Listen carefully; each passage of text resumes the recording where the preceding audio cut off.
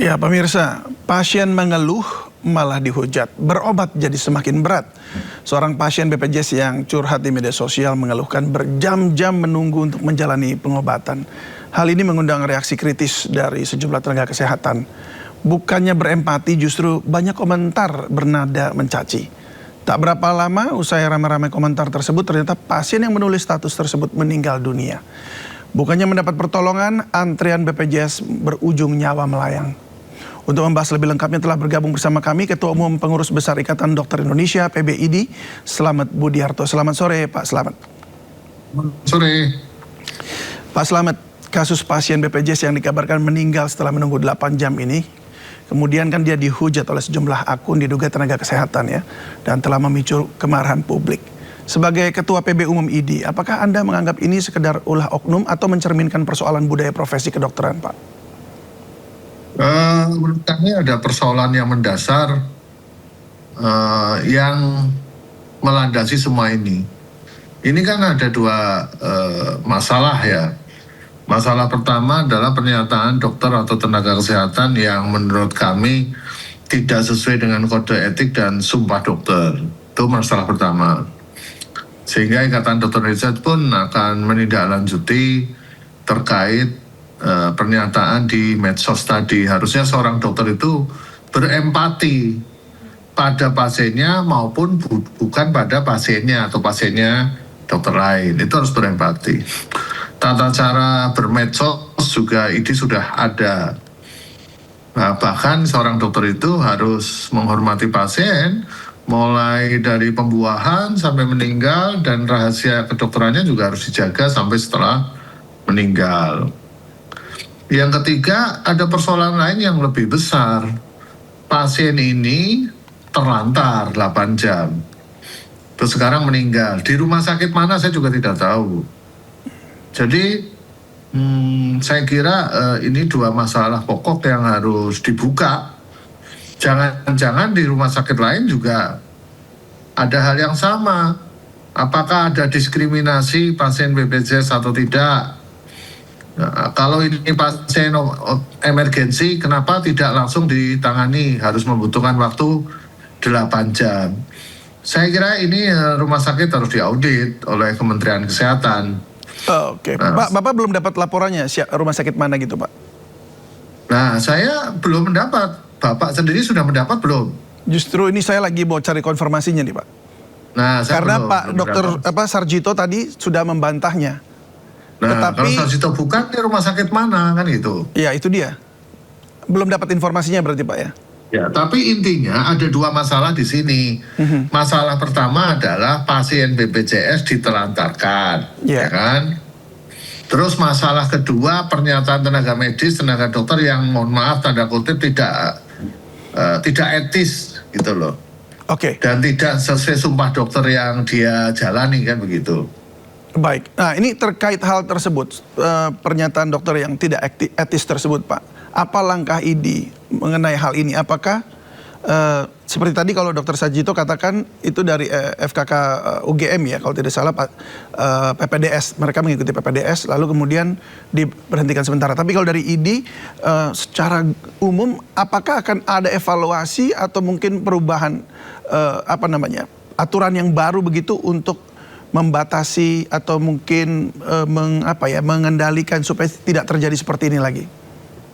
Kita hanya sebatas melakukan pembinaan kode etik kedokteran kepada yang bersangkutan. Nanti ada majelis khusus, majelis kehormatan etik yang akan menilai apakah ini pelanggaran ringan, sedang, berat. Nanti akan dinilai oleh tim independen khusus yang ada di organisasi Ikatan Dokter Indonesia.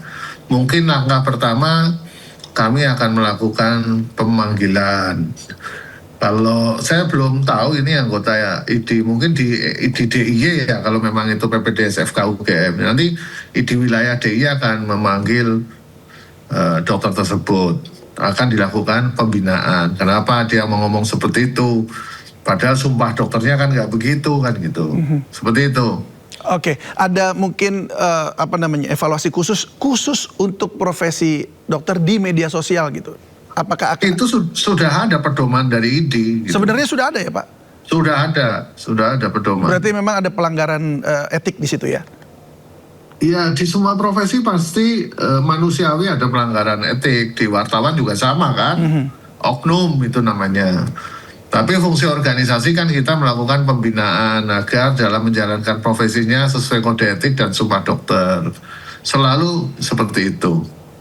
Ya, baik. Sumpah dokter ini kan mengharuskan menghormati martabat setiap pasien, Pak ya, tanpa membedakan status sosial maupun pembiayaan ya. Nah, ketika dokter atau nakes ini merendahkan pasien BPJS di medsos, apakah ini memang bisa dikatakan kalau Bapak tadi hanya sekedar oknum saja begitu, atau tadi yang saya tanyakan juga ini menjadi sebuah budaya gitu, Pak? Artinya bahwa karena gini, yang sering kita dengarkan adalah, wah itu kalau udah urusannya soal kedokteran atau kesehatan begitu ya. Lalu kemudian ada yang komplain, itu dihujatnya rame-rame se-Indonesia Raya itu Pak. Oleh dari profesi-profesi seperti kedokteran seperti itu. Dan itu memang yang membuat orang jadi takut untuk komentar. Seperti yang almarhum mengkomentari bahwa nggak berani spill gitu. Itu kan persepsi Anda, kan faktanya baru ini. Maksud saya ini berdasarkan dari yang meninggal ini Pak. Kemudian dia juga menuliskan itu. Kan artinya kalau baru kali ini terjadi namanya oknum. Nah, di dunia kedokteran sangat ketat kode etik dan sumpah dokter gitu loh. Tapi kalau ada oknum seperti itu ya kami akan melakukan pembinaan. Jadi tidak bisa digeneralisir. Dokter yang baik sangat banyak. Yang kedua, tentunya itu dia. Saya percaya juga. Yang komentar ini kan apakah yang merawat atau yang bukan, kita juga nggak tahu. Itu loh. Maka dari itu tuh Pak, seberapa jauh tuh jadinya kebebasan berekspresi seorang dokter dibatasi oleh profesinya, medsos ya, termasuk ranah etik. Kalau sudah memilih profesi dokter, profesi wartawan, kan ada kode etik yang harus dijalani. Profesi hakim juga ada kode etik. Semua ada kode etik. Pelanggaran etik akan dilakukan pembinaan etik. Itu aja. Tapi tolong, saya fokusnya adalah dua tadi. Ini pasien di rumah sakit mana, kenapa terlantar? Ini ada masalah apa? Apakah ada diskriminasi atau tidak? Kalau dokter kan hanya mengerjakan pasien, yang ngatur semua itu rumah sakit gitu. Tapi tetap kita tidak membenarkan pernyataan dokter tersebut karena itu melanggar etik.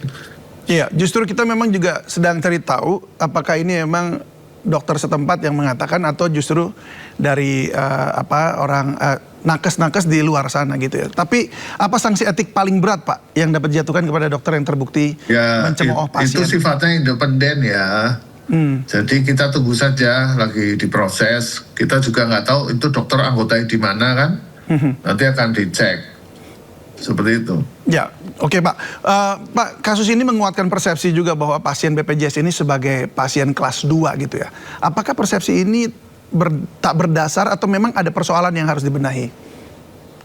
Harusnya setahu saya nih, sumpah dokter itu tidak membedakan pelayanan apakah itu pasien asuransi swasta, BPJS maupun bayar sendiri. Itu sumpah dokter kita seperti itu. Tapi dalam perjalanan faktanya pembiayaan BPJS kesehatan itu kan kecil, jauh di bawah harga keekonomian. Disinilah terjadi dilema etik di kalangan dunia medis. Bahwa dunia medis akan melakukan pelayanan optimal, ternyata tarifnya tidak cukup. Itu kan sebuah dilema etik, itu loh. Harusnya adalah kendali mutu dan kendali biaya. Biaya mengikuti mutu, gitu loh. Bukan pelayanan mengikuti biaya. Ada biaya segini, pokoknya harus dilayani. Itu nggak baik. Nah, sekarang yang terjadi adalah mutunya mengikuti biaya. Harusnya kan nggak boleh. Biaya mengikuti mutu. Nah, ini tugas pemerintah untuk menyuntik pembiayaan BPJS, gitu loh. Agar sesuai harga mutu, harga keekonomian. kami nilai tarif BPJS ini sekarang kan sekitar 30-50% dari tarif sebenarnya, kan gitu kan. Nah, harusnya pemerintah mensubsidi agar mutu kualitas masyarakat, pelayanan masyarakat itu baik. Ada diskriminasi, itu fakta. Kalau saya ngomong tidak ada diskriminasi, tapi masnya kan sudah tahu jawaban sendiri kan. Ada diskriminasi di rumah sakit, kan begitu. Nah, ini kasihan masyarakat. Iya, nah itu dia. Jadi kalau misalnya dihitung dengan biaya ya tentu kan orang selalu kalau dalam bisnis bilang ya ada harga, ada barang begitu ya, ada kualitas. Beda seperti kalau itu. di dunia medis. Nah di dunia medis kan beda nih Pak, karena ada sumpah dokter juga gitu kan. Tetapi rumah sakit it's a business gitu. Nah sekarang begini, ya kan, Anda seorang dokter, dalam melakukan pelayanan medis kan membutuhkan obat, alat kesehatan dan lain-lain, ya kan? Setelah dihitung-hitung pembiayaannya nggak cukup. Apakah harus kita menomboki? Saya tanya kepada Mas, gitu loh. Harusnya di dunia medis nggak boleh mikir uang. Uang itu harus dicukupi oleh pemerintah. Tidak boleh. Seorang dokter itu tidak boleh memikirkan uang. Tugas dia hanya berusaha menyembuhkan pasien, menyelamatkan pasien. Tapi faktanya seorang dokter sekarang kan dibayar berdasarkan per pasien. Masih jauh lebih terhormat supir Transjakarta. Mau dia penumpangnya sedikit mau banyak kan dia tetap digaji sesuai haknya. Seorang pilot mau penumpangnya dikit mau banyak kan tetap terbang. Tapi kalau seorang dokter nggak ada pasien ya dibayar kecil, pasiennya dikit dibayar kecil. Itu di dunia ini nggak ada kecuali di Indonesia. Jadi harusnya seorang dokter itu tidak boleh mikir duit. Dia kerja 3 jam harusnya dibayar sekian, kerja 8 jam maksimal dibayar sekian, tidak dibayar per pasien. Mestinya begitu ya Pak. Nah ini tapi dari tiap dalam kenyataannya kita lihat bahwa seringkali rumah sakit mengatakan, oh ini bednya udah penuh. Artinya kan sebenarnya pasiennya banyak, tetapi tidak bisa masuk begitu. Nah ini sementara dokter kan memerlukan pasien. Nah jadi bagaimana mempertemukan ini semuanya gitu? Oke lah kita tahu bahwa ada persoalan keuangan juga gitu ya. Semua yang ada di rumah sakit yang ngatur bukan dokter. Yang ngatur adalah direktur utama rumah sakit. Karena dia pemilik rumah sakit tersebut. Kalau ada kerugian yang bertanggung jawab juga dirutnya. Jadi Bapak harus tanya ke direktur rumah sakit. Kenapa ada diskriminasi, kenapa ada ini. Harusnya seperti itu. Oke, gitu loh. Baik Pak. Jadi kalau gambaran yang tadi Anda sampaikan, mungkin bisa nggak saya katakan begini bahwa untuk mendapatkan layanan yang cepat begitu, tidak sampai 8 jam, ya artinya harus membutuhkan uang atau apa istilahnya, budget yang cukup begitu. Artinya yang sebenarnya seperti yang diperlukan untuk penanganan tersebut. Jadi itu linear begitu Pak ya? Jadi standar minimal gitu loh. Seperti Anda misalnya disuruh bangun rumah. Harusnya habisnya 1 miliar, Anda hanya dikasih uang 500 juta. Itu loh. Oke. Jadi seperti itu. Nah, jadi harus dalam dunia kesehatan betul-betul tarif itu sesuai dengan harga keekonomian, tidak usah untung atau untung sangat sedikit ya, tapi bisa kebeli obat, alat kesehatan, bisa bayar perawat, bisa bayar laboratorium, alat kesehatan dan lain-lain. Intinya cuma di situ aja. Oke, berarti ada PR dari pemerintah juga nih ya yang harus bisa menyesuaikan semua ini. Berarti sampai selama ini berarti PR ini belum selesai-selesai juga begitu Pak ya? Belum selesai, sehingga efeknya adalah jadi ada diskriminasi pasien, kualitas mutu pelayanan terhadap pasien BPJS belum optimal. Jadi akibatnya seperti itu. Oke, tapi apakah misalnya ini contoh. Seorang pasien dirujuk dari puskesmas ke rumah sakit. Di rumah sakit diperiksa oleh 5 dokter spesialis, ada penyakit dalam, jantung, saraf, dan lain-lain. BPJS hanya membayar 1 saja, 1 konsultasi, tidak membayar 5 konsultasi. Gitu loh. Oke, baik. Karena sistemnya paket. Karena dia paket. Tapi apakah alasan tersebut membenarkan lamanya waktu tunggu padahal kondisi pasien memburuk misalnya seperti yang dialami oleh Itu yang mengatur rumah sakit. Ya oke. Dokter hanya, oh ini ada pasien emergensi, dia akan melakukan. Misalnya dia akan melakukan operasi di ruang operasi, ya dia melakukan ruang operasi itu. Tapi membawa pasien ke ruang operasi itu kan semua kebijakan rumah sakit. Ya. Nah ini jadi memang jadi pertanyaan juga. Ini saya juga bingung. Tahu-tahu rumah sakitnya nggak ada gitu, nggak ada informasinya. Nah, iya, rumah sakit yang mana? Langsung hilang. Langsung hilang rumah sakitnya mana ini? Kok bisa ya? Padahal gede rumah sakitnya. Jadi bingung juga. Sementara tadi Tapi intinya beginilah, ini urgen untuk perbaikan pelayanan di dunia kesehatan. Karena pelayanan kesehatan yang baik dipengaruhi oleh satu, sistem kesehatan yang baik. Dua, pembiayaan yang baik. Tidak usah pembiayaan berlebih, pembiayaan yang baik, yang cukup, gitu loh. Baik. Oke Pak, dalam kondisi ruang rawat penuh ya, ini contoh aja, standar pelayanan minimal apa yang seharusnya tetap diterima pasien dengan situasi keuangan yang seperti tadi yang Anda katakan minimalis. Misalnya nih, butuh ICU penuh, kan harus dirujuk. Betul. Ya kan?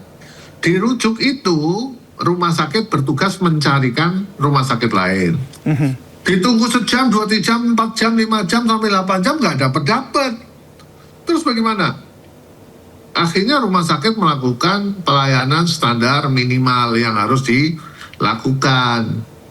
Gitu loh. Which is yang adalah standar minimal tuh apa? Standar minimal itu standar yang dia mampu.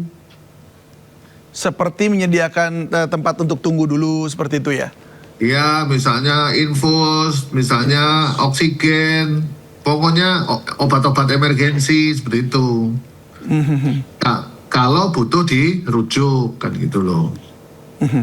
Tapi manakala cari rumah sakit rujukan nggak dapat bagaimana? Nah akhirnya itu nasibnya akan seperti apa itu? Nasibnya seperti itu. Saya kira pemerintah harus fair ya, berapa sih pembiayaan yang masuk akal untuk pelayanan kesehatan di Indonesia gitu loh. Kalau duduk bersama, tapi kalau fakta perkaranya kalau pemerintah nggak punya uang bagaimana? Baik Pak, kalau kita bicara soal ini ya BPJS memang ini masih PR dan kayaknya memang harus terus didorong begitu ya supaya nggak ada lagi kasus seperti ini. Kita bisa contoh dari mungkin dari Australia atau dari di Amerika juga. Tidak usah muluk-muluk Australia. Karena ada Vietnam ini kan, aja, Vietnam atau Malaysia, gitu loh. Oke. Atau Malaysia, kita jauh tertinggal dari mereka. Oke,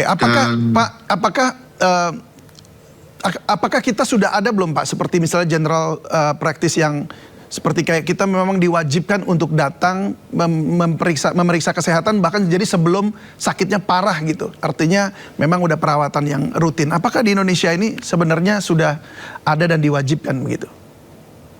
Ya diwajibkan sih, namanya pelayanan kesehatan kan tidak bisa wajib. Tapi sudah ada kan cek kesehatan gratis dari Kementerian Kesehatan, itu bisa dimanfaatkan oleh masyarakat. Itu ada. Tapi yang penting adalah pada saat dia kritis, dia bisa ditangani. Nah, kalau saat kritis tidak bisa ditangani, bagaimana ini cerita? Mungkin Anda bisa menyampaikan apa yang harus dilakukan oleh pemerintah saat ini untuk mengatasi persoalan seperti yang dialami oleh almarhum ini? Kesehatan ini adalah termasuk dalam hak asasi manusia. Jadi tidak boleh ada efisiensi di bidang kesehatan. Dulu. Bahasa besarnya pendidikan dan kesehatan tidak boleh efisiensi. Tapi kesehatan lebih utama karena itu menyangkut nyawa. Manakala di kesehatan ada efisiensi, misalnya BPJS defisit dan lain-lain, akhirnya kan mau tidak mau melakukan pembatasan, efisiensi dan lain-lain yang dirugikan masyarakat. Sehingga kami menghimbau kepada pemerintah harus dicukupi kesehatan karena itu hak asasi manusia. Bagi mereka orang yang tidak mampu harus ditanggung oleh pemerintah. Oke. Bagi yang mampu iuran, tapi iurannya itu kan kecil sekali, sehingga nggak cukup. Gitu loh. Baik, jadi itu yang harus ditambahkan. Nah, mungkin terakhir terkait dari nakes-nakes ini tadi, apakah IDI akan membuka hasil pemeriksaan etik kepada publik agar masyarakat yakin profesi ini melakukan koreksi gitu terhadap anggotanya? Ya, kalau dimungkinkan bisa seperti itu. Tapi kan kita identifikasi dulu ini dokternya di mana, katanya ada yang dari NTT, ada yang dari mana-mana kan gitu. Yang kedua, vaskesnya di mana, jangan-jangan nggak ada rumah sakitnya kan gitu kan, sampai hari ini kita nggak tahu tuh rumah sakit mana. Baik, kalau begitu kami tunggu informasi selanjutnya Ya, kalau gitu Pak. saya kira Kementerian Ya. Kesehatan bisa melakukan audit ya. Baik, baik kalau gitu. Pak Slamet, terima kasih sudah berbagi bersama kami di Sindo Sore dan semoga persoalan ini tidak terulang kembali. Salam sehat selalu. Oke.